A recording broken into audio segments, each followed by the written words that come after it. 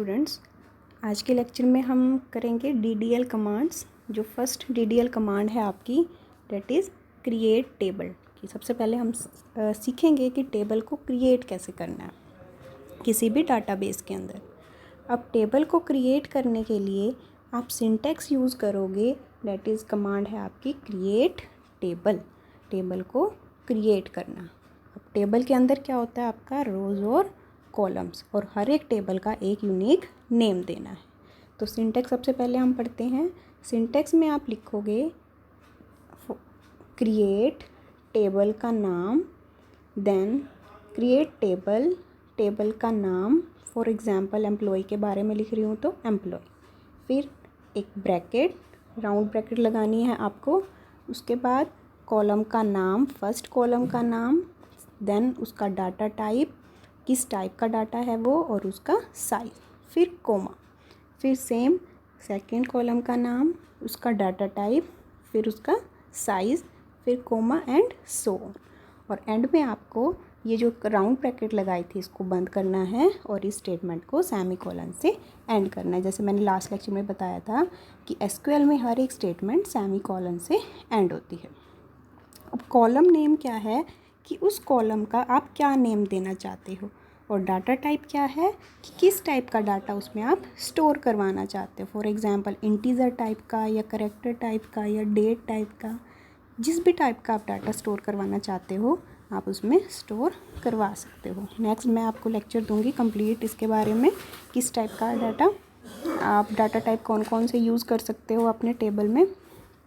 For example अब हम देखते हैं, हमें पर्सन का डाटा स्टोर करवाना है और हमें 5 एट्रीब्यूट स्टोर करवाने हैं, डेट इज़ पर्सन की आईडी, उसका लास्ट नेम, फर्स्ट नेम, उसका address and city.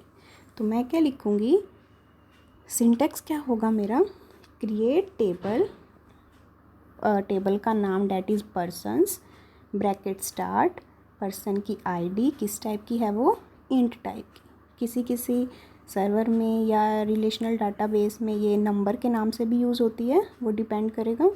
Next last name, उसका data type date is varchar, variable character, उसका साइज़ 255 कोमा, फिर first name, same address, city and so on. फिर मैंने bracket बंद कर दी और सेमीकोलन लगा दिया। ओके।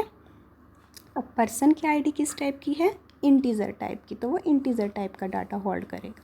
बाकी सारे जो हमारे एट्रीब्यूट्स हैं वो किस टाइप के हैं, वैरचर टाइप के। वैरचर मतलब वेरिएबल लेंथ, और इसमें अल्फ़ा न्यूमेरिक कैरेक्टर्स आ सकते हैं। डिटेल में आपको नेक्स्ट लेक्चर में बताऊंगी। और मैक्सिमम लेंथ में कितनी दे रही हूँ इनकी, 255 कैरेक्टर्स। ओके, इससे आपका टेबल बन जाएगा और उस टेबल के अंदर ये कॉलम आपके क्रिएट हो गई, जैसे पर्सन की आईडी, उसका last name, first name, address and city. अभी आपका टेबल ब्लैंक है, आपने कोई रो नहीं डाली, आपने सिर्फ उसका एक स्ट्रक्चर प्रोवाइड किया है। इसलिए हम क्रिएट टेबल कमांड को DDL कमांड्स के अंदर रखते हैं। ओके। अब अगर आपको उसको फिल करना है तो हम एक DML कमांड पढ़ेंगे नेक्स्ट लेक्चर में, डेट इज़ इंसर्ट इनटू। उससे पहले हम यहाँ पे कवर करेंगे कॉन्स्ट्रेंट्स को। कॉन्स्ट्रेंट्स होता है कुछ रूल्स जो हम किसी डाटा पे लगा रहे हैं कि अगर वो रूल वायलेट होता है तो वो एक्शन आपका परफॉर्म नहीं होगा, कि क्या क्या रूल्स हैं जो आपको यहाँ पे वायलेट नहीं करने। तो जो भी हमें ये कॉन्स्ट्रेंट्स लगाने हैं ये 2 कमांड्स के अंडर लगते हैं, डेट इज़ या तो क्रिएट टेबल कमांड के अंदर या फिर ऑल्टर टेबल, जब आप टेबल को मॉडिफाई कर रहे हो उस कमांड के अंदर। तो सबसे पहले हम यहाँ पढ़ रहे हैं कॉन्स्ट्रेंट अगर हम क्रिएट टेबल के अंदर लगाएं तो क्या होगा। कॉन्स्ट्रेंट लगाने के लिए आपका सिंटैक्स क्या होगा, सेम वही स्ट्रक्चर, क्रिएट टेबल, टेबल का नाम, कॉलम 1 उसका डाटा टाइप, उसका साइज़, और उसके बाद कॉन्स्ट्रेंट का नेम। जहाँ पे भी आप कॉलम दे रहे हो उसके एंड में आपको कॉन्स्ट्रेंट का नेम दे देना है। ऐसे ही आप हर एक कॉलम पे भी कॉन्स्ट्रेंट्स लगा सकते हो। अब एसक्यूएल में, वैसे हम रिलेशनल अलजेब्रा में भी ये सब पढ़ चुके हैं, एसक्यूएल में कौन कौन से कॉन्स्ट्रेंट्स होते हैं। First is not null constraint. Not null means a column can not store the null value, उस कॉलम की वैल्यू नल नहीं होनी चाहिए। Second is unique constraint. Unique means उस कॉलम में अगर आप कोई रो या वैल्यू डाल रहे हो वो यूनिक होनी चाहिए, वो सेम वैल्यू दूसरी रो में नहीं होनी चाहिए। थर्ड इज़ प्राइमरी की कॉन्स्ट्रेंट। प्राइमरी की कॉन्स्ट्रेंट एक कॉम्बिनेशन है नॉट नल प्लस यूनिक, मतलब वो डाटा यूनिकली आइडेंटिफाई भी कर रहा है और उसकी वैल्यू नल भी नहीं होनी चाहिए। ओके, नेक्स्ट इज़ फॉरेन की कॉन्स्ट्रेंट। फॉरेन की हम पहले भी पढ़ चुके हैं रिलेशनल अलजेब्रा में।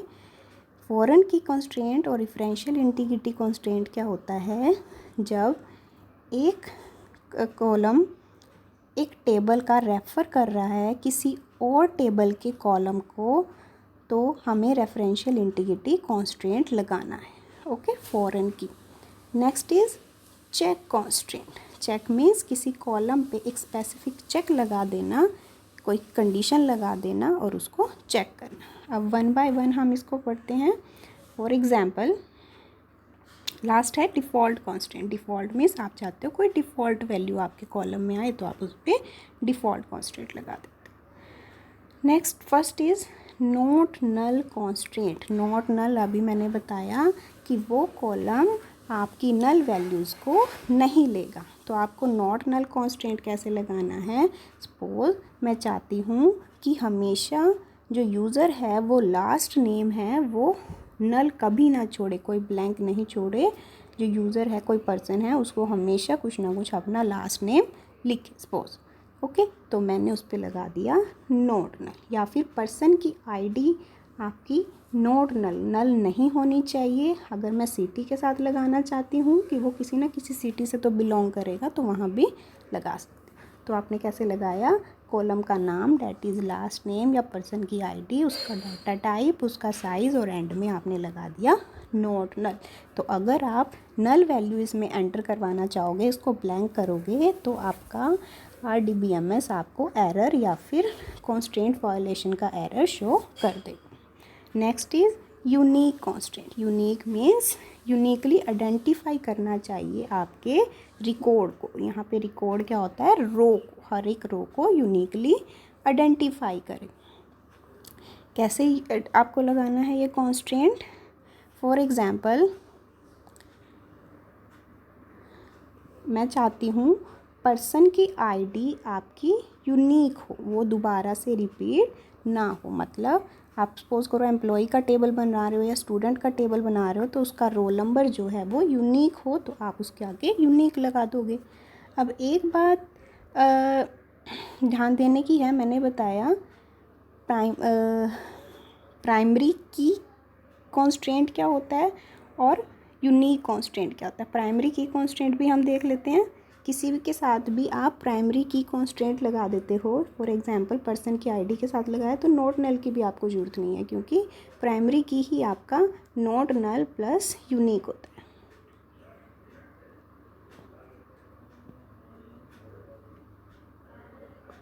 ओके, तो अब हर एक टेबल में सिर्फ एक ही ऐसा कॉलम होगा जो एज अ प्राइमरी की होगा। ठीक है, each table should has a primary की। एक ही कॉलम ऐसा होना चाहिए जो प्राइमरी की आप स्पेसिफाई कर रहे हो, क्योंकि वो यूनिकली आइडेंटिफाई भी करेगा और नॉट नल भी होगा। लेकिन एक से ज़्यादा कॉलम को आप यूनिक बना सकते हो। क्यों? क्योंकि आप चाहते हो कि हर एक कॉलम में आप ऐसा कोई भी कॉलम चाहते हो जिसमें आपका डाटा डुप्लीकेट ना आए, तो आप उस पर यूनिक लगा सकते हो। लेकिन अपने किसी भी टेबल में आप प्राइमरी की कोशिश करिए एक ही बनाए, क्योंकि एक ही कॉन्स्टेंट होगा आपका। जैसे स्टूडेंट है, स्टूडेंट का आप यूनिकली आइडेंटिफाई सिर्फ उसके रोल नंबर को कर रहे हो, तो उसको आप प्राइमरी की बना दो। Okay, next is check constant. Check constant means आपने कोई लिमिट लगा दी रेंज के ऊपर कि उस वाले कॉलम में मेरी यही वैल्यू आ सकती है। फॉर एग्ज़ाम्पल मैं अगर देखूं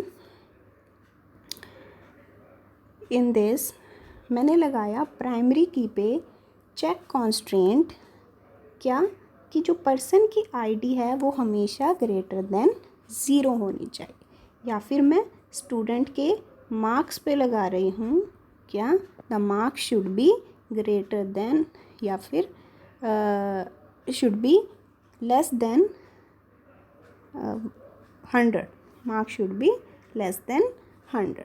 तो ये आपका कॉन्स्ट्रेंट आपका लग गया। तो ये आपका था चेक कॉन्स्ट्रेंट। जब आपने चेक लगा दिया कि ये वाली वैल्यू एक पर्टिकुलर रेंज में आनी चाहिए तो आप लगा देते हैं check constraint. Next is default constraint. Default means आप चाहते हो किसी कॉलम में कोई डिफ़ॉल्ट वैल्यू आए। जैसे आप फॉर्म भरते हो तो आप मोस्टली देखते हो जब आप ब्लैंक छोड़ दोगे या फिर जब फॉर्म भरना स्टार्ट करते हो तो उसके अंदर कोई ना कोई डिफ़ॉल्ट वैल्यू आपकी शो हो रही होती है। तो आप डिफ़ॉल्ट वैल्यू चाहते हो कोई, अगर आप नहीं इंसर्ट करवा रहे तो आपकी कुछ वैल्यू आए तो आप लगाओगे डिफ़ॉल्ट कॉन्स्टेंट। फॉर एग्ज़ाम्पल मैं यहाँ सीटी के साथ लगा रही हूँ कि अगर मैंने सीटी नहीं भरी तो बाय डिफ़ॉल्ट वो क्या लेगा, करना।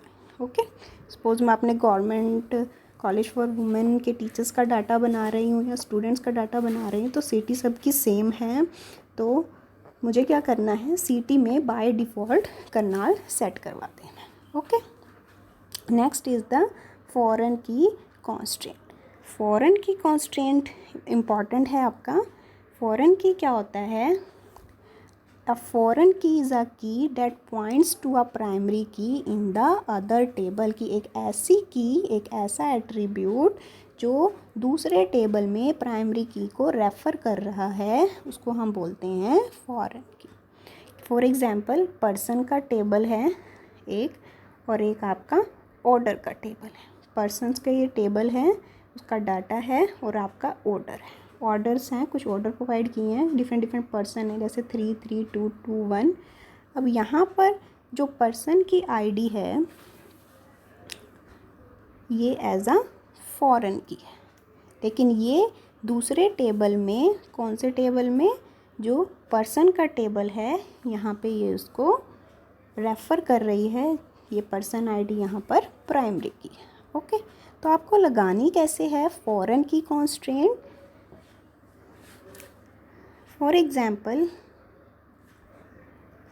लाइक दिस, आपने ऑलरेडी पर्सन का टेबल ऊपर मैंने आपको बनाना बताया। अब ऑर्डर का टेबल कैसे बनाना है, ऑर्डर का टेबल बनाया, क्रिएट टेबल ऑर्डर्स। ऑर्डर में ऑर्डर की आईडी बनाई, वो प्राइमरी की होगी ऑब्वियस है क्योंकि एक कॉलम आपका प्राइमरी की होती है। नेक्स्ट ऑर्डर का नंबर, आपने इसको नॉट नल दिया।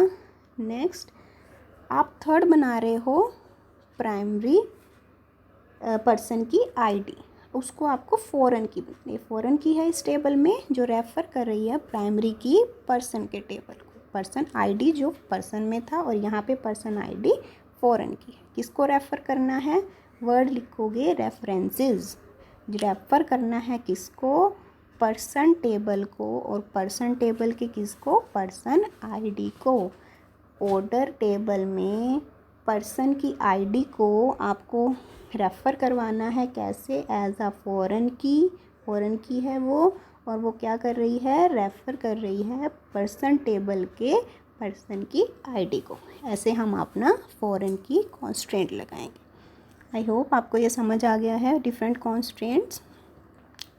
और नेक्स्ट लेक्चर में हम डाटा टाइप्स के बारे में पढ़ेंगे। अभी हमने सिर्फ क्रिएट टेबल कमांड करी है, उसका डिटेल में डाटा टाइप पढ़ेंगे। और फॉरेन की कॉन्स्ट्रेंट्स के क्या वायलेशन हो सकते हैं, अगर आप फॉरेन की कॉन्स्ट्रेंट लगाए हुआ है अपने अपने टेबल पे तो उसके क्या इफ़ेक्ट होंगे वो भी हम अपने